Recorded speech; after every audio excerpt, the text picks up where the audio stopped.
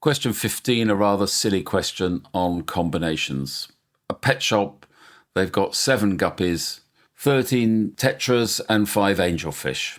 And he wants a guppy and an angel. Well, for every guppy, he's got 5 choices of an angelfish. So a guppy and an angelfish, the combinations of that must be 7 multiplied by 5, which is equal to 35.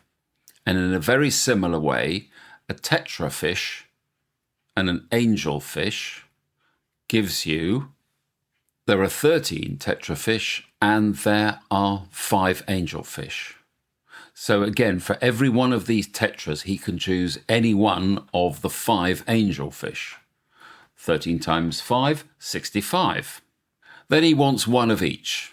So this is a tetra and an angel and a guppy.